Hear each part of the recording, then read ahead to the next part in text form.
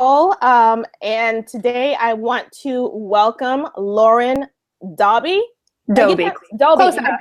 I just asked you that, and I just totally said the opposite of what you told me. This Lauren? it's okay. I actually today have been called Dobby, Dobey, and Dobey, so it's all good today. That's very French and fancy, I Dobey. was like Dobey. I'm like, that sounds very chic-y. I like it. Yes, it does. So it's Dobey. Dobey, exactly. Dobey, Lauren Dobey.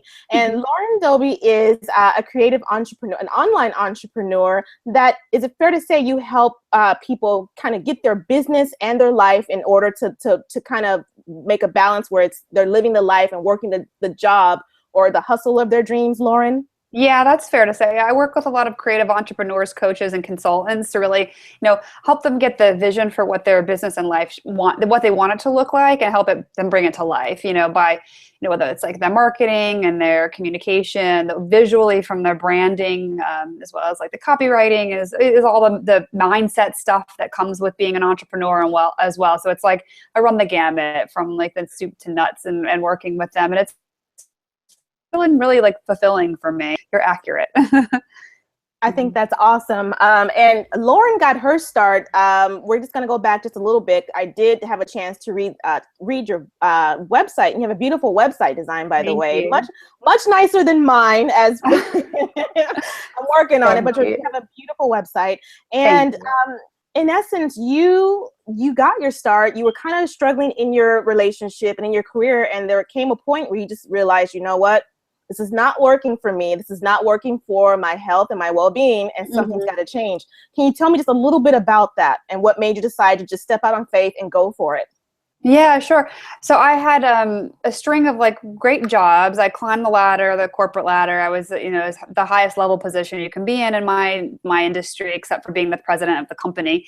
And so it was really awesome. I felt, I worked really hard to get there. But then once I got to the top, I was like, oh gosh, this kind of sucks a little bit, because it was not as much creative stuff anymore, as much more managerial and many more meetings and a lot of kind of like corporate politics. And at the same time, I was also going through a divorce. And so prior to that, like I had a few years of like rocky roads in the relationship. And it was just kind of like, that's all kind of sort of came to a head around the same time, a similar time, within a year of each other. And it just one day after, being in meetings at work, I was just like, there's got to be something better for me out there. This is just not what I meant to be doing, is sitting in these bullshit meetings and like, excuse my language, hope it's okay. No, that's completely fine. It was like being in these meetings, and I'm just not productive because I'm sitting in these meetings all day and I'm being like, pulled, in different directions. And it was just like, you know what, let me just go out and hustle to make it work on my own. And I did. And I was very fortunate very quickly. Like I, basically recouped my corporate salary within the first year, which was awesome. In the meantime, I turned down jobs for vice president positions at really, really big corporations that, like really well-known retailers in the US. So it's like, I really just kind of had to put the blinders on and be like, you know what, my goal is really to work for myself. So even though I have these shiny objects being dangled in front of me, I gotta like just go with a leap of faith and believe that I can actually make it work on my own. And so I did, and I did that and I'm still doing that. Actually, I have two jobs actually, because I enjoy them both. I had to choose. I still have my creative consulting business, and then I also work with coaches, creatives, and consultants to help them build their businesses, because for me it's like the best of both worlds. I mean, I get my creative consulting like job that doesn't actually require me to work 40 hours a week. I mean, it varies. I can do as little or as much as I want to. I have a team that I work with, and then on the other hand, I can also work with my clients and help to coach them so that they can then have the kind of lifestyle and business that they desire. And so they see that I have this freedom-based business where I can pick up and go wherever I want to, and that's appealing to people. So for me, it's great to be able to have the creative fulfillment that I have in my consulting position, and then be able to coach my clients to have the business and the life of their dreams as well. That is phenomenal. So did I hear you correctly that are you still working like for a business plus you have your own company, on the side kind of thing? No, I'm full-time with myself. It's all me. So I work with when I do consulting, I consult with a supplier, like different suppliers around the world. So I work with their team. To then I have a design team that I work with here in sales reps. So then we create product and we sell to US retailers. So that's my design thing, but that's with me and my company. And then my coaching, yeah, is with me directly with my clients. So I don't actually go report to some office. It's great. I work in my what today I'm in shorts and a t-shirt and, you know, flip-flops and stretchy pants. And so it's great. I mean, I love it. And I've been self-employed for, you know, had my businesses for 3 years almost. So it's just been like it's the best thing ever. I mean, to be able to just choose how you want to spend your day and do what you want. And like, whether that's take a yoga class in the middle of the day or go meet a friend for coffee or, you know, just, I don't resent starting work early if I need to start work early, or resent staying late to do my work. You know, like I resented it when I was in corporate because I was just like, I'm working for someone else's agenda. And then like, now I'm working on my own agenda and it feels really, really freaking good. I'll bet that it does. I haven't gotten to that point yet, but I can't wait until I do. And interviewing people such as yourself, Lauren, keeps me inspired and shows me that it can be done with the right hustle and the right drive. It can be done. It's not impossible, because what happens is just society as a whole kind of sets up that mindset that you have to go out and get a job. You have to work a 9 to 5 or a 9 to 6 or whatever, you know, a typical day or night job. And that just gets so ingrained that it makes you, or for me at least, made me scared to even think about, you know, trying something on my own. But it's like, once you get out of that mindset, or once you've kind of gotten to that point where you're just like, enough is enough, which is what, you know, in your case happened to you. You knew that some things just had to change. And you totally just did a 180 on your life, and look at where you are 3 years later. I think that's amazing. Yeah, thank you. I mean, it totally is possible. I think a lot of people get nervous and think like, oh, what do I do about the benefits? Okay, benefits. You could just buy, it's like people don't realize you can actually buy health insurance. You know, you can actually get a 401k or, you know, an IRA or something like that and put your own money in an account. And so people hung up on the quote unquote stability of being in a job, where nothing is stable when you work for somebody else. It's not stable when you work for somebody else necessarily, and it's not necessarily stable when you work for yourself. It's all, you know, there's instability all around, but just because you work for someone else doesn't mean that you're going to be working for them forever, and that they have your best interest at heart. So for me, I totally encourage entrepreneurship for the people that want it. It's not for everybody. It's not for the faint of heart. It's not for people that aren't willing to do the work and work hard. But I also, for me, like, I didn't get into business so that I can work 12 hours a day. And I don't, like, I won't do it. It's not, I'm not going to have a business at the sacrifice of my life. And so I've set boundaries on myself where it's like, okay, you know, by 7 o'clock, I'm pretty much done. Like you know, mentally as well, you know, cause it's like I'm mentally and physically almost, you know, close down shop for the night, because at some point it's just like, I don't want to work at 8, 9, 10 o'clock at night. That's not freedom to me. And I value freedom. And so, yeah, but it's totally possible. You have to work hard, and you have to believe in yourself. It is a mindset thing. I mean, for me to be turning down, you know, interviews and jobs with really big companies for really big roles that would have been multi-$100,000 positions. And I'm like, yeah, but you can't pay me enough right now to go back to work for a company, like a you know, in a corporate job like that, where there's rules and restrictions and on what you wear and you know, having to be places at specific times. I don't know. The longer I'm out of it, the harder it would ever be to ever consider going back into it. Yeah, I can totally see that, because it's just that micromanaging, nitpicky environment that a lot of us deal with. And that's not the case for every 9 to 5, but that's typically the norm, because you're there to do a job for someone else and kind of build their empire or build their business and get it launched and bring in all the money for them. So of course they're going to be, you know, watching everything and monitoring breaks, and you go to lunch at this time. And I had a job where we used to have to kind of ask, not for permission, but just say, hey, I got to go to the bathroom, you know. And I'm just like, oh wow. You know? Yeah, so it's just like really like so much like being in school or something, like, oh, can I use the bathroom? Raising your hand, you know.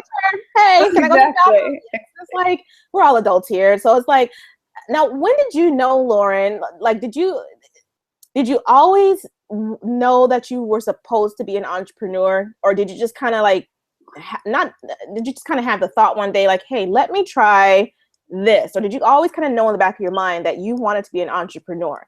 I always knew that I didn't want to work for anybody else, because for me, I've always been a bit of a rebel, a bit of a risk taker, not necessarily liking to follow the norm or to follow the rules per se. Like, I mean, I followed the rules. I did really well in school.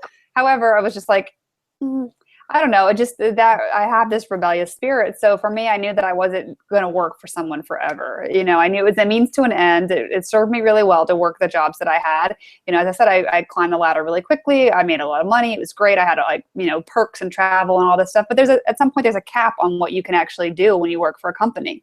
Right. Like, there was only one of me at every company. There's also, you know, income, you know, like, you get a 3 to 5% raise. Okay, well, at some point, that's just not enough. You know, there's no promotion above that where I was at, because that would be me being promoted to the president of the company. Like, okay, there's no further to go. So that's not really, I don't know, there was restrictions and felt like a glass ceiling. And I was like, you know, for me, I needed to just get out of there. So I kind of always knew that at some point it would be my calling. I didn't know exactly how it was going to manifest itself. And I did have like a little bit of an iteration when I started my coaching practice. I started off doing health coaching because I'm really into health and wellness. But then I was like, you know what? I don't actually like to talk about kale all day. I actually, you know, enjoy kale, but I want to talk about deeper things and actually helping women to be able to transform their lives from an income perspective, so they can have the abundance, that they can then have the freedom lifestyle that they desire. And so that's why I really shifted my focus, because for a while I was kind of turning my head to like, okay, I shouldn't do business coaching. But then I was like, why? It's like so obvious, because I have a successful business and I can teach other people to do that. So yeah, it's been an interesting journey. To say the least. Absolutely. Yeah. So you've been doing this, I think you said for 3 years now. Mm-hmm. Okay, now, and you coach primarily or specifically women entrepreneurs and would-be entrepreneurs, Lauren? Yeah, I mean, so far, it's not that I'm a sexist. I haven't worked with any men yet, so I certainly would be open to that. But so far, it's been women entrepreneurs. Yeah, and so some of them are still either in their day job or their corporate job. They're still kind of like half in, half out, and figure out the way in order to kind of jump into full-time entrepreneurship. Yeah, absolutely. Absolutely. Now, what kind of personalities are you dealing with as a coach? Or in other words, like what is your specific, I guess, niche? Who do you like to work with? So I like to work with creative entrepreneurs. So that could be people that are either they have a creative spirit. They might not necessarily be in a creative business. So it doesn't necessarily mean an artist. It means someone who could be artsy, like that doesn't have that as their business. You know, like but coaches, consultants, and creatives.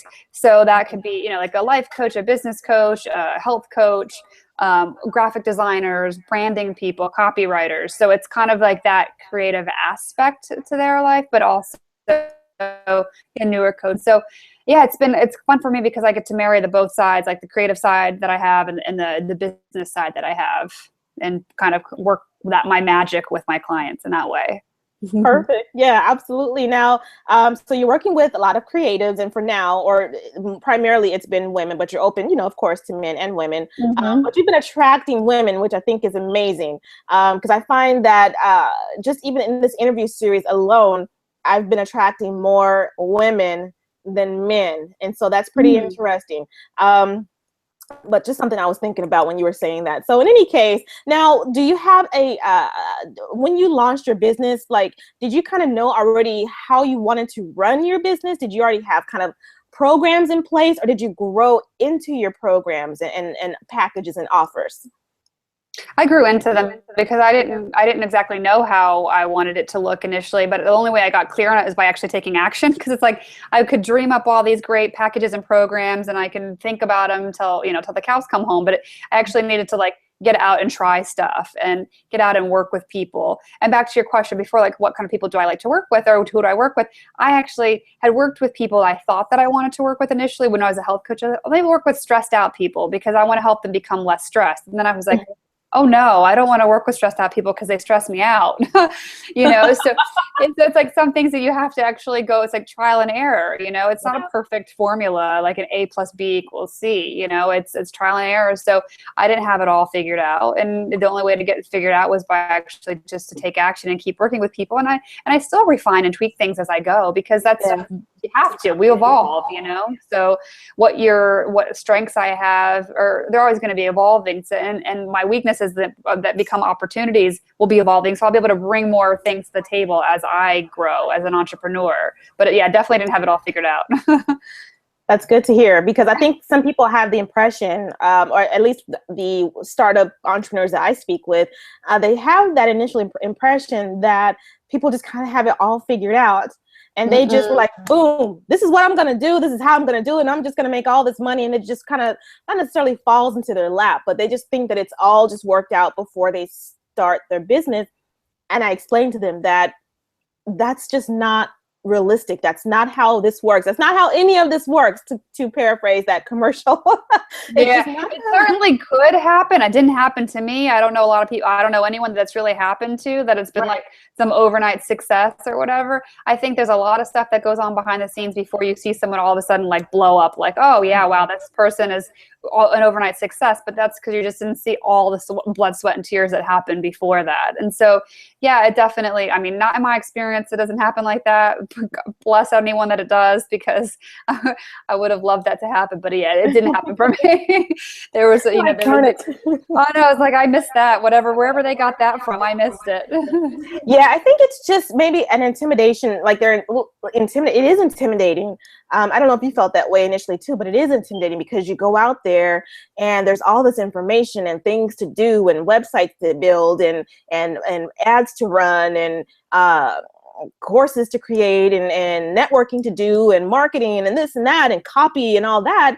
And people kind of see the people that have made it, you know, the big wigs in the industries that they're in. Like, for example, for me, just outside looking in, and you see the Natalie Portmans and Amy Porterfields. I said Natalie Portman. Oh my God. I know who you meant. Yes, I totally was not talking about the actress Natalie Portman. No Black Swan. That's not what I was talking about. But is it Natalie Porterfield? Or no, Amy Porterfield. Amy Porterfield, and there's Natalie. What's her name? I'm on her email list. Oh, Natalie. Lucier. Who is that? It? Is it? Well, does she do like on off the charts? The prof, like, does she do a live event? Brown hair. I think she has brown hair. What the heck? Okay, well, you know who I mean. And the I think so. And you know, all those big wigs and Gary Vee and all those. And when you first kind of jump in, when you first kind of jump in, you're like, your eyes are all wide and you're just like, wow, this is where these people are, you know. But at least a lot of entrepreneurs these days are very transparent, which is why I like to do these interviews. They're transparent. They tell you, no, that is not how this started, period. That's not how it was. So I know that I was intimidated initially, and I still am sometimes intimidated because there's so many parts and components to running a business that it can be a bit overwhelming. So like when you first started, my throat's a little dry. I'm sorry. When you first started your business, Lauren, like what were the crucial, I guess, tools that you needed that you could recommend to someone that is just a baby, brand new to being an entrepreneur, that helped you and worked for you? Any tools that you could recommend? Yeah, I mean, I would suggest definitely having some kind of structure, because I was actually doing a podcast interview earlier today, and the girl was like, you know, what did you do? What do you wish you had done differently, like in the beginning of your career, or like starting your business? And I said, well, the first like month I sat home watching Good Morning America, then Kelly and Michael, then Wendy Williams. I was like, I had no structure to my day. And I'm like, why aren't things happening for me? I just don't get it. Like, oh, it's because I'm parked my ass on the couch till like noon. So having some kind of structure, it doesn't have to be rigid structure, even though structure is rigid. It could be like an intuitive structure. Like, you know, okay, today I'm going to try and do, you know, social media, my marketing, contacting people. But that's part of it. Like actually knowing what you need to achieve, and like, so backing out, like having a goal and kind of like backing it out and then setting up the structure that you need in order to achieve those goals. So that's part of it. I think the other thing that I would say is also helpful is not like having a website and all that stuff is great. And I think people think that they have to have the website and the business card and all that stuff. It's great. You don't have to have all that together to have a successful business, but you have to tell people that you have a business. You know, and I think a lot of people don't tell people, like send out an email to people that you letting them know that this, connect with people in person, tell people, because people aren't mind readers, and I think that a lot of like new entrepreneurs are afraid to tell people because they're afraid of being judged, afraid of what people are going to think, afraid of if they're still working in their day job, of finding out that they're still in their day job and they have this moonlighting business that they're, doing. So I think the visibility thing is also, being visible, telling people, showing up, talking, being interactive with people. But I think those kind of things are really helpful in the beginning, just kind of coming out of the closet as an entrepreneur, and this is what I am, here I am. And, and maybe you're not my client, but someone who, could potentially be a client of mine. So the biggest takeaways I got from that, Lauren, were to just kind of let people know, hello, I'm out here, I'm ready to go, this is what I'm doing. And also to structure your day or your week or however you want to do it. Just have some type of basic structure, to what you're doing, because time does go by very fast, and you'll look up and you're like, oh, it's been 2 weeks and I've only done one blog post. Where has the time gone, and why am I not getting any clients beaten down my door as of yet? Right? Yeah. So definitely have some kind of structure, have a goal that you want to achieve, and like break that goal up into smaller pieces so that you can then like figure out how to structure your days. Like, is it that you want clients? How many discovery calls do you need to have in order to get this number of clients? And so figuring it out, like breaking that into smaller pieces. Okay, you have to build your website, but then in order to build a website, you have to have your work with me page done, your about with me, so some people just write down create website. Okay, well, that's really overwhelming to think about just creating a website. So, okay, what's the parts and pieces that you have to do? And then starting to like tackle those within some kind of structure so that you don't just work on a million different things all at one time and have all these balls flying in the air, because it's really hard to accomplish things when you have so many things going on, as well as it's really overwhelming. So I think if you don't focus and have some kind of structure, and also my another advice would be like to get off of social media, except for like the amount of time that you need to be on there to grow your business. But like part of it, as you said earlier, talking about people like and seeing what other people are doing and being intimidated by that, because you're comparing their end to your beginning. Like, you're not in the same place, but it's easy to compare. And then you kind of get like down on yourself because you're not where they are. And so just get in, do what you got to do in social media, and get out. So set a timer, because otherwise it's like a rabbit hole that you just can't get out of. Oh my gosh, totally a rabbit hole. Absolutely. Like your day is just completely wasted. You look up, you get on your computer when you first wake up. I don't know if you're anything like me, but when you first wake up, you kind of, your cell phone's lying next to you on your bed or on your nightstand or whatever, and you automatically hop onto Facebook or whatever your thing is, and then you look up and you're either still in the bed or you're still on social media, one of the two or both. And you're like, wow, it's now 10 o'clock. Now it's 11:30, and so that day, that precious time that we do not have enough of, is definitely, it's wasted. So I agree with that. And that's advice that I should probably take and listen to, because I am like a social media queen, but it's not serving me it's not always serving me the way it should serve me. So I probably should limit some time on social media too. Now, with that said, Lauren, as you're 3 years into your hustle, what for you has been the best social media platform, and why for your business? I think for me, the best one has been Facebook, just because just the sheer ability to connect with billions of people. I think it's billions. It's like 1.44 billion people, I think, are active monthly users on Facebook. So, certainly I'm not connecting with a billion people, but they're there, and so it's been helpful to be connecting with them. And then in certain groups that I'm part of where other, entrepreneurs hang out. And that's not necessarily just my favorite platform. I love Instagram because I'm a visual person. Being a creative person, I like visual. I like being able to share the behind the scenes and looking to see, like, kind of being nosy and seeing what other people are doing, And you can see that on Facebook. I don't know. I think for me, it's just like I get to scroll through the pictures. I don't have to read all the words. Right. And I don't know. It feels like, just easier to get in and get out of Instagram. But for me, the best one has been Facebook, just for the sheer quantity of people that are on there. And there's just somebody for everybody there. And there's different groups for everybody. There's a place where you can find that you feel like it's your home, your digi home, like a digital home for, where you feel like you want to hang out and the people that you enjoy hanging out with online. But then for me, luckily, because I'm like New York City, I'm tapped into like, okay, there's a lot of people that are online in New York City, so I can actually go meet these people in person, which and then just being like anonymous Facebook, friends and just kind of chatting, like having you and I having like face to face, even though we're not in person, we're in person on, the computer versus just like a comment or, on a post. And like, so in New York, I'm able to do that with, people that I've met online, which is really nice. So it's kind of fostered or facilitated that by building new relationships in person, not just online. Now, I want to backtrack a little bit because you mentioned something that I don't think I've talked about yet on any of my interviews. So I'm glad you brought it up. You mentioned clarity calls.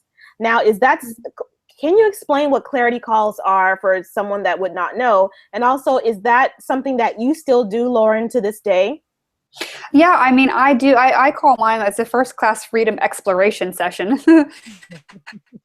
But that's basically what it is. First date with somebody, you're like getting to know the person. Are you a right fit for me? Am I a right fit for you? Like, and I still do those because I think that's the only way. Like, I have an application to work with me on my website, but you wouldn't actually get accepted into one of my programs without me actually talking to you first, because I want it to be the right fit for both of us. I mean, it's a relationship that we're going to, engage on for 3 months, so we want it to be the right kind of person. You can get a good sense of this kind of the quality of the person and their I don't know, like their willingness to participate and to show up fully. Because I like to work with kind of type A go-getter people, and you can kind of get a sense for that over the phone if they're gonna like action takers versus like more passive. And if that's the more passive people are not for me. So yeah, I definitely, because it's just better to find out if it's the right fit. Right. Absolutely. I agree with that. I've done clarity calls as well. And you're right. It does kind of help you to see what it's going to be like to deal with or work with that person, and vice versa for them to see if it's a good fit for them. And then if it's mutually beneficial, then, you kind of move forward. Now, have you ever, especially in your startup stage, did you ever take on clients or situations that you kind of in the back of your mind were like, this is probably not a good fit for me? Yeah, I'd be lying. I wish I could tell you, no, honestly, that I hadn't, but I actually have. Because I think in the beginning, you're kind of like, I don't know, at least in my coaching practice, I was a little less sure of myself. I mean, in my consulting business for design, I've been doing that for a decade. So for me, it was like, oh yeah, obviously it's a no-brainer. For me, it was like, I knew my value. I could stand in my value because I had a decade of success behind me. As a coach, it felt newer to be kind of sharing myself in that way with people. So I took on clients that I probably shouldn't have, just for sheer like, oh my God, like I need to take on this client because it's they're wanting to pay me and just like wanting everybody to I don't know, like I did. And so it was, I regretted it.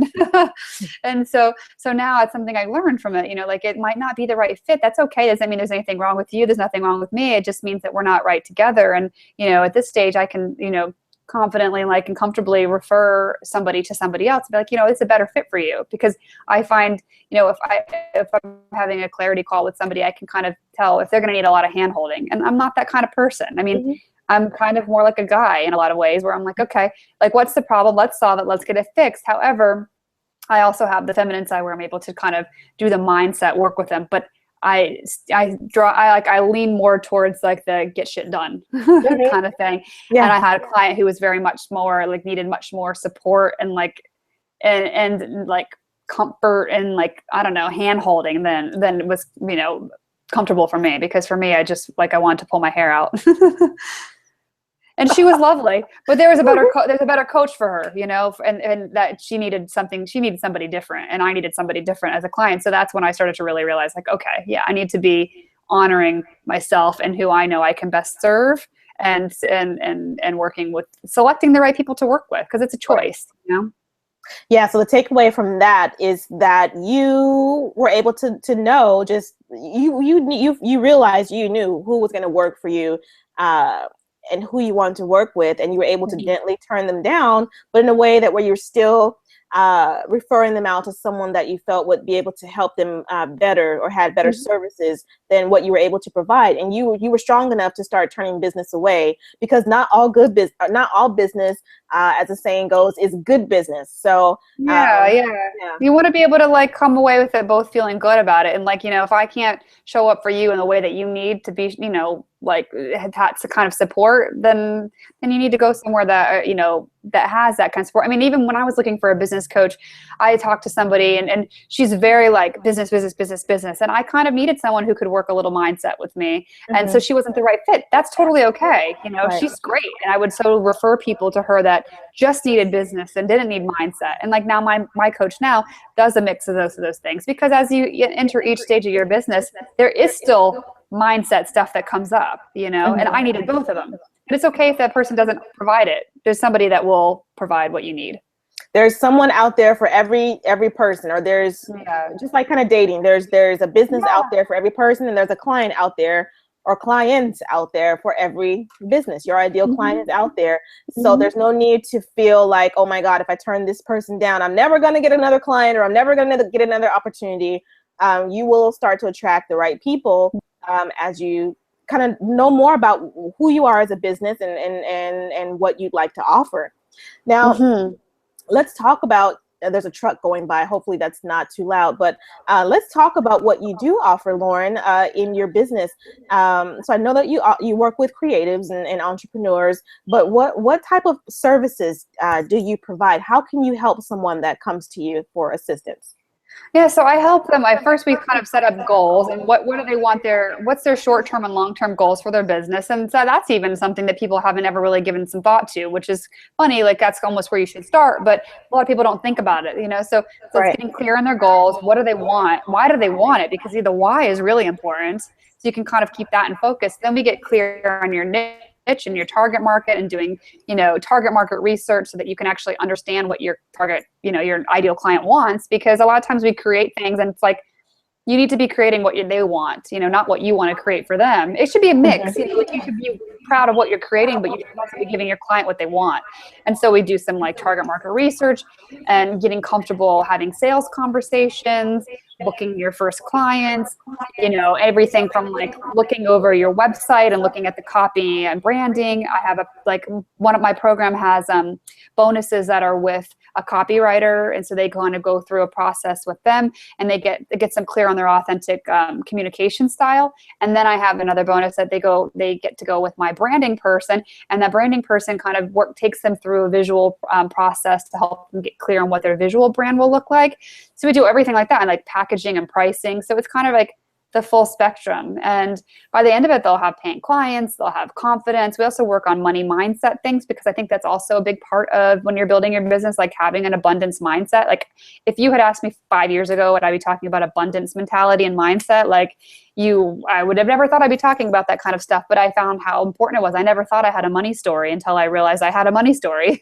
And, so I work with my clients on that as well, because I haven't found anyone who really doesn't have a money story, you know, and like it's a big deal. And so, yeah, I mean, I find that my program is really like, it encompasses like all the stuff that you're dealing with, building your business and communicating to your ideal clients, and newsletters and all that kind of stuff, and being visible, you know, doing a webinar or teleclasses or a workshop, just really kind of getting you out there as an entrepreneur. I love that, because for me, the takeaway that I just got from you is probably not even one that you're thinking of. The takeaway that I just got from that, besides the services and how you work with your, how you coach and work with your clients, is that you yourself, Lauren, don't do everything. You don't put all of the workload on your shoulders. And that's something else that new entrepreneurs should understand, is that you may want to do it all, and you may be capable of doing it all, or you may not be capable of doing it all. Perhaps your expertise is branding, but you're not too strong on copy right now. So you can outsource some of the things in your business, or partner up with other, not companies, but partner up with other people that where you're kind of weak, they're stronger, and where they're weak, you know what I mean? So I recommend delegating as soon as possible. And a lot of people think that, it's expensive. And the reason people say, it costs money to delegate. It does, because you need to hire somebody, but it doesn't have to be expensive, and you can hire within your budget, but your business is an investment, and you also have to, like, as coaches, I mean, there's low barrier to entry. I mean, it's what the cost of setting up an LLC and having a website. It's not like having a store where you have to buy physical inventory and things like that. So there is an investment that's involved in starting a business. And, just because I don't want to do it all, I have no desire to do it all. I want to know it all, but I don't want to do it all because Right. I don't want to work 24 hours a day. So I hired out my website. I hired out some VA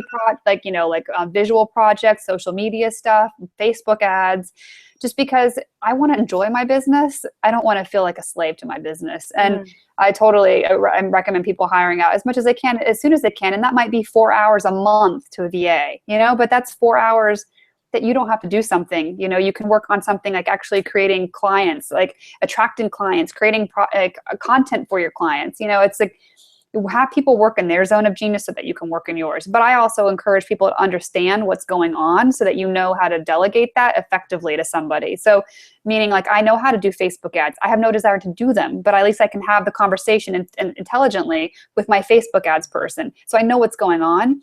And then, like, knowing what happens in a WordPress site on the back end of it, I, again, don't have any want to do it, but I know how to like articulate that to my WordPress person. So I know also if I'm not getting ripped off, like, I know it might take me 2 hours, but I know damn well it takes him 10 minutes, So right. I have to have some awareness around that. So we don't have to be do it alls, but we should know a little bit about a lot, I love that. So you have a basic, at minimum, a basic understanding of all the moving parts of what it is that you provide for your clients, but you don't do it all. And even if you did know a million % of every single thing, the fact that and I love that you said that you didn't want to be a slave to your business, because you're already a slave to someone else's business, and that's not the kind of life that you want to live.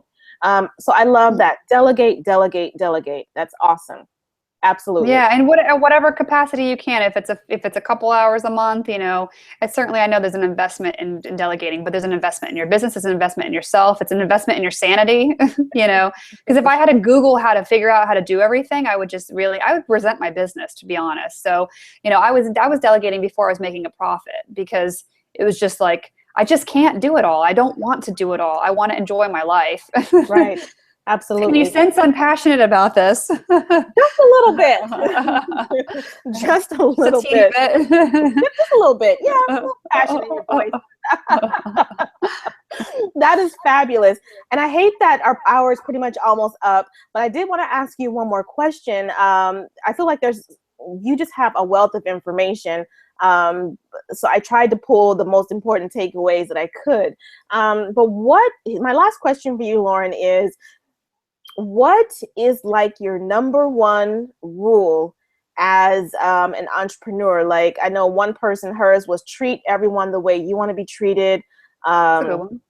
Yeah, it was a beautiful one. Like, because we were talking about just how there's going to be people in business that just kind of treat you a certain way that isn't necessarily the most respectful, but she didn't get jaded by that.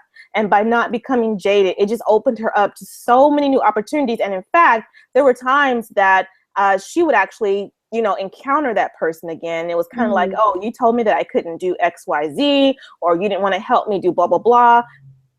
I mean, she didn't have to say, look at me now, because her work spoke for itself. Yeah. But she still treated everyone the way she wants to be treated. So that was her golden rule. If you had a golden rule for business, what would that be?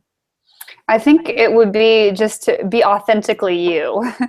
It's fine to see what other people are doing, because I think you should have some awareness to the market, like understanding who's out there, who's your competition, if there is such a thing as competition. You know what I'm saying? Like, who is doing something similar to you? Whether or not they're your competition is irrelevant, because I don't believe in competition, because there's enough for everybody. Right. But I feel like the more authentic you can be, the more vulnerable, visible that you can be, the better, because not everybody wants the same old like cookie thing. It's just boring. Like, that's way too boring, Yeah. And I think that people really get caught up and I'll speak for myself. I had previously gotten caught up in trying to do the right thing, be the right thing, be politically correct. And I just finally said, fuck it. I was like, this is me. I do curse. I'm just gonna be me. I'm gonna own it. Like, it's not like I'm a sailor, but it happens. They come out. And so I just realized like I have to just be myself, and the right people will be attracted to me. And like, then I don't have to feel like I'm faking anything. And I encourage that with my clients as well. Like, and also, so being authentic as a brand, as a person, so what you actually enjoy doing versus like, okay, I could tell you everything that's worked for me and tell you to do it. But if it doesn't feel good to you, you're not going to do it, or you're going to do a lousy job at it. So figure out what it is, figure out your own angle to success, your path to success based on like, if you're working with me, my guidance, I'll guide you. I'll tell you what's worked for me. But like, if that's not going to be the right path for you, let's like, deviate from it. Mm-hmm. and get you on the path that's going to feel good and authentic for you. So that's authenticity is probably my golden rule. Be authentic, because there is only one of you, and that's okay. And that actually like eliminates competition, because you don't have to be everybody else. You're just yourself. And you know what? People that like me will want to work with me, and the people that don't resonate with it, that's cool. There's somebody else that they can work with. Right. I love that. So be authentic. Because being someone else is totally exhausting. It really is. And I say that from experience, because just, again, as a brand new entrepreneur, getting out there and you're seeing how one person does this and they're wildly successful, like, for example, Nikki Elleridge, or just how someone else is doing it. And of course, I mean, because again, it's that whole outside looking in. But what you don't understand is that these people have taken the time to figure out who they are, how they want to be represented, and just to be themselves. Like if you're quirky or kooky or nerdy or cuss like a sailor, I have a potty mouth myself, thus F the cubicle. But and actually I'm more of like an extroverted introvert. I was just talking to someone about that today. I think it was on Periscope, that even though I can be like wild and crazy and like, and just very vocal and visible, it takes me a while to get there, because I am an introvert. And some people don't believe me when I say that, but I am an introvert. For me to meet new people, it can be awkward and uncomfortable for me and for them, because I'm probably making it that way. But once I get to know you, it's like, you're like, who the hell is this person? It's like, it's just that whole comfort zone. You know what I mean? So I'm an extroverted introvert, and that's just me. And that's just, it is what it is. So own it. Yes, I'm a cussing extroverted introvert, and it is what it is. This is me. This is who I am. And so I love that that's your golden rule, is just to be yourself and be authentic. I think it will pay off in leaps and bounds. You just have to be comfortable with being yourself. So that's amazing. Thank you for that. My pleasure. Yeah, it's not always comfortable, like saying something or offending somebody or whatever. But you know what? It's much more comfortable than trying to pretend that I'm somebody that I'm not. Yeah, absolutely, for sure. I love that. Now, as we wrap this up, Lauren, can you tell us how we can, if someone wants to work with you or kind of follow your blog or reach out to you, how can we find you on social media? Where are you? I hang out on Facebook, so you just look for Lauren Dobey, and then my website's laurendobey.com, and then on Instagram, Lauren Dobey. I'm very unique. It's all the same. Lauren Dobey everywhere. So it's the easiest way to find that. Yeah, I do have a Twitter profile that I don't use, because again, I'm taking my own medicine. If I don't love it, I don't use it. I'm trying to like drink the Kool-Aid a little bit with it. But yeah, Facebook, Instagram, and my website. I love that, because you don't have to be everywhere. And that was another thing that I tried to do, was be here, there, and everywhere. But I know Twitter's not really my thing. I post occasionally to Twitter, and that's okay. It is what it is. Okay. Facebook's my thing, and doing other things. So I love it. And Periscope. I am huge on Periscope. I have to try that. I just signed up for it. I don't have any I'm not following anybody. I'll try and follow you. Can follow each other. I haven't actually done a Periscope yet. I know people are like ranting and raving how amazing they are. So I love it. To check it out. Yeah, I totally love it. I have to check it out. You have to try it at least once or twice and see if could be like your thing. You know what I mean? Just try it and see how you like it. But for me, I love it because you can connect with people across the world. You can just network and learn, and people are giving away all this value, and you can just hop on and in and out of these different streams and do your own streams. It's really fun. So I invite you to try it. But yeah, so it's Lauren, Lauren, Dobey, Dobey, correct? You got it. Okay, perfect. So on Instagram and your website and Facebook, that's where you can find Lauren if you have any questions, or if you'd like to just learn more about her, or even reach out to her to set up a session to see if you can partner together and she can help you grow your business. Right, Lauren? On a first date, like each other. Yes, you have to have your first date first and then see how it goes. Absolutely. Exactly. Yes, perfect. So Lauren, I want to thank you so much for your time today. And it's been a huge pleasure. So many takeaways from this.